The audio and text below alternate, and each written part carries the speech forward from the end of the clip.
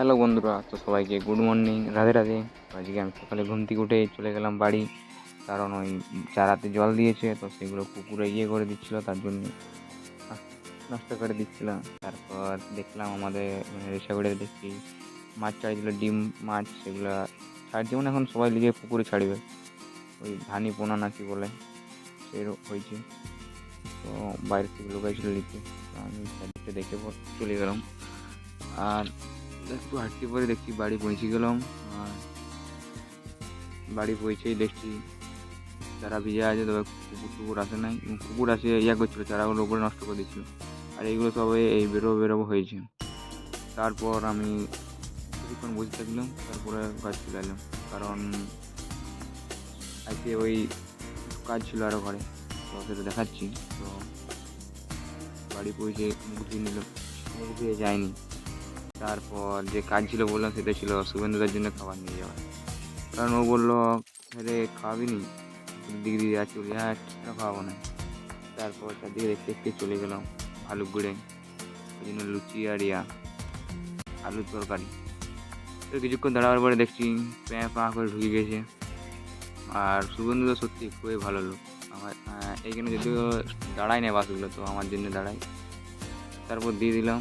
তো যাই হোক, আজকে আর কী বলবো, ওর সাথে যেতে পারলাম না, কারণ আজ তো কড়াই ছুটি, না হলে ও বলছিল চ, না আর যাবো না। তারপরে একটু চলে এলাম।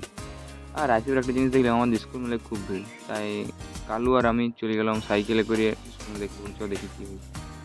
তারপর দেখছি ওই ফ্রিতে ওই হিমোগ্লোবিন টেস্ট আরও অনেক কিছু টেস্ট হচ্ছিলো। কমলপুর থেকে এসেছিলো প্রয়াস ডায়াগনস্টিক, তো ফ্রিতে সব। আর দেখছি যে কুন্ডু আমার উপরে পুরো রাগ গেছে, দাঁত দেখলে তো কেমন দেখাচ্ছে। তারপরে কুসুম খাওয়ার জন্য চলে গেলাম। আর ছুটির দিনগুলো ঘরে থাকলে না বিরাট উৎপাত বাড়ি যায়, কার কাছে কী আছে কোথায় কী আছে সেইগুলোর জন্যে বেরিয়ে যায়। মিন্টুতে আমাদের চলে গেলাম মোটর সাইকেলে। তারপরে যেতে যেতে দেখছি বেশ ভালোই লাগছিলো, আর রোদটা সেই মারাত্মক, ঘামে চড়চড়িয়ে গেছি। তারপর যাওয়ার পরে দেখছি গাছটা দূর থেকে দেখাচ্ছে, মনে হচ্ছে যে কুসুম নাই কুসুম নাই। তো তা বলে চলো দেখি না থাকি বেগে, অনেক জোর করে ওকে লিয়ে গেলাম, যাচ্ছিলোই নেই। তো যাই যেটা দেখলাম সেটাই। তারপর চলে যায় না, গাছে উঠতে হবে, তো গাছেই উঠে পড়লাম। তাল গাছ থেকে এবার পড়েছি, তাও আমার চেতনা হয় না, তো আমি ছাড়বও না। উঠে গেলাম, মোটামুটি অনেক দূরে উঠেছিলাম, 50 ফুটের মধ্যে উপরে উঠে গিয়েছিলাম। তাও কুসুম আর পাইনি, তাও নামতে চাইছিলাম না, একটা দুটো ছিল। এই হচ্ছে ধরা নেই, কারণ গাছের ডালগুলো অনেক ভাঙিয়ে দিয়ে প্রত্যেক বছর কুসুমের, মানে কুসুম খাদিয়ে কুসুমের গাছের ডাল সব ভাঙিয়ে দিয়ে ওইভাবে নষ্ট করি, তার জন্য তো এই বছর হয়নি বেশি। আর ওই গাছটা হচ্ছে কুন্ডুদেরই, বাটুকাগুলো, অনেক দিনের গাছ এগুলো, আমরা অনেক দিন দিয়ে খাচ্ছি। তারপর গাছে উঠে পর একটানি পাই দিলাম, আর একটা ভিডিও করে নিলাম, অনেক উপরেই উঠেছিলাম। আর গাছটি কুরকুর ছিল সেই লেভেলের, ওই লাল পিঁপড়াটা। আর শুনো, তোমরা এই ফলটা কী নামে জানো সেটাও কিন্তু জানাও কমেন্টে, বা তোমার দিকে তোমরা পাওয়া গাছ আছে কি নাই সেটাও জানাও। তারপর গাছ থেকে নামিয়ে গেলাম, আর নামিয়ে পরে এটা বলে খাই দেখি কেমন হয়েছে।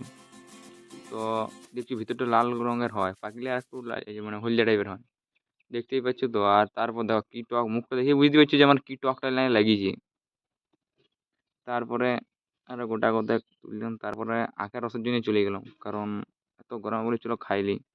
তারপরে যেতে যেতে দেখছি আখের রসের লোকটা আজকে আবার আসে নাই, যা আসে নাই তো আসে নাই। তারপরে আখের রস খাইতে যে আমরা এত সুন্দর জিনিস পাই যাবো সেটা ভাবতে পারিনি। দেখতে পাচ্ছ আখের রসের বদলে আমরা কী পাই গেলাম, এখানে বিয়ার রাখা আছে, তো খাই নিলাম দুজনে। তো আজকে মিনি ভ্লগটা এখানে শেষ করলাম, পরে আবার দেখা হচ্ছে। Tata guys.